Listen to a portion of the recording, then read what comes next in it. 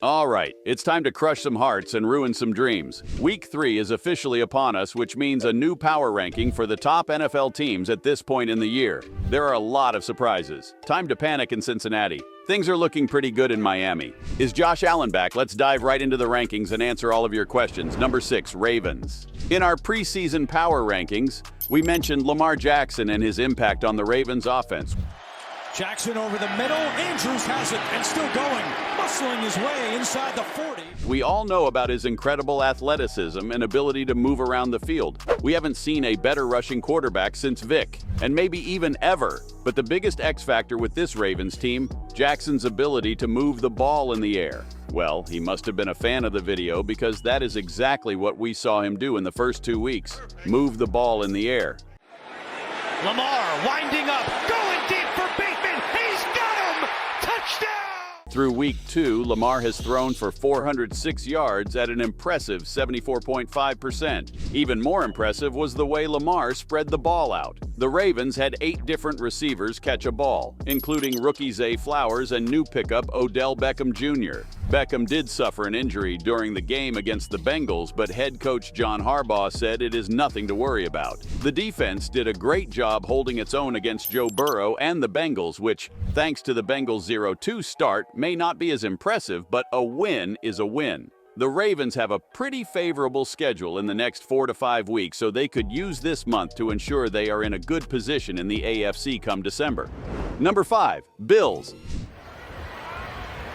Allen, and along the sideline, the catch is made. The Bills finally looked like the team we've been waiting to see. You could call it a revenge game. You could call it Josh Allen getting some frustration out or whatever you wanted, but the Bills had no problem rolling over the Las Vegas Raiders 38-10 on Sunday. Allen responded to his doubters with a 3-touchdown, 0-turnover performance and didn't take as many hits scrambling outside of the pocket, which is one of his weaknesses. The Bills are still in a loaded division and the schedule doesn't get any easier going forward. Still, if they can stack momentum, the defense is playing well enough that if Allen can keep the turnovers to himself, this Bills team could be pretty dangerous. Number 4, Chiefs.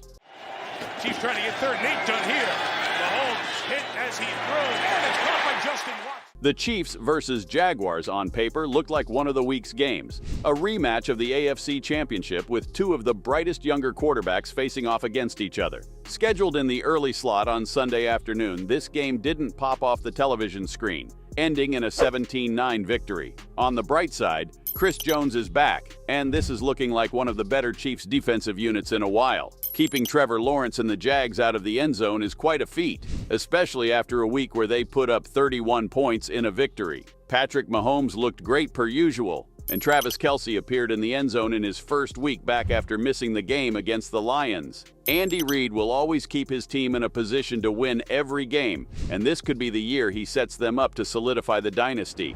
Number 3, 49ers.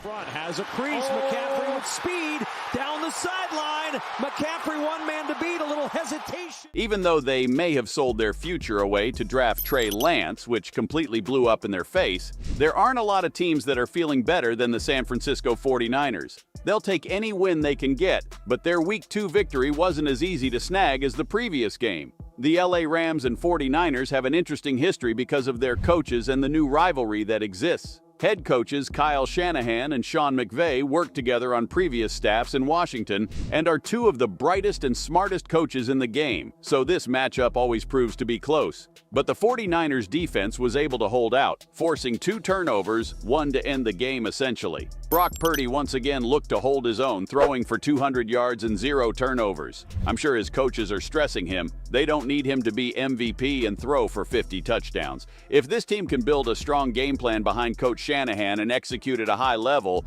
this defense and the playmakers on offense are enough to carry Purdy far into the season.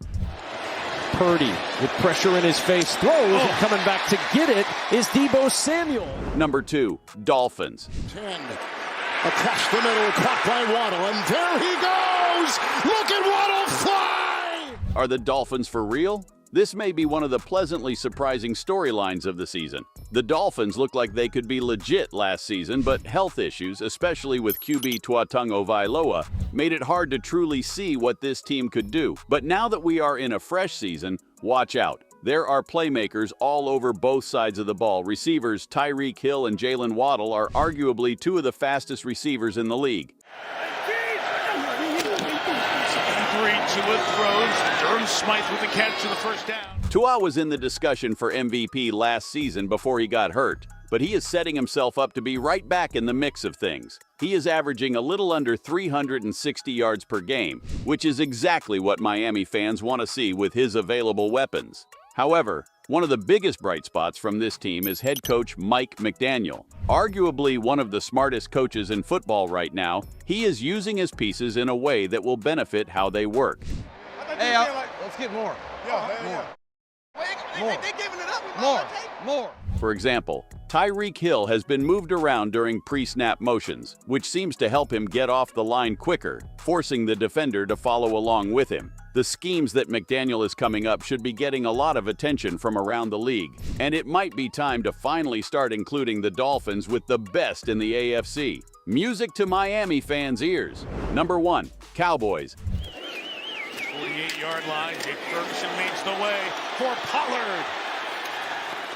Defense wins championships. If you have played any organized sport in your life, that is a line you probably heard multiple times. Old school coaches love to emphasize the importance of defense in a league progressively moving toward offense with every passing season. The Dallas Cowboys should get that quote slapped everywhere around Texas. The old school Cowboys seem to be back with a very aggressive defense, showing that Week 1 against the New York Giants was not a fluke. Not granted, the Jets were without Aaron Rodgers, whose entire game plan for the year was designed around, but that might not have made any difference. Micah Parsons is unblockable, and it doesn't look like there's anyone in the league who could stop him. With a combined 9 sacks and over 15-plus QB hits and pressures over the first 2 games, it will take a very potent offense to score enough points to keep you in the game.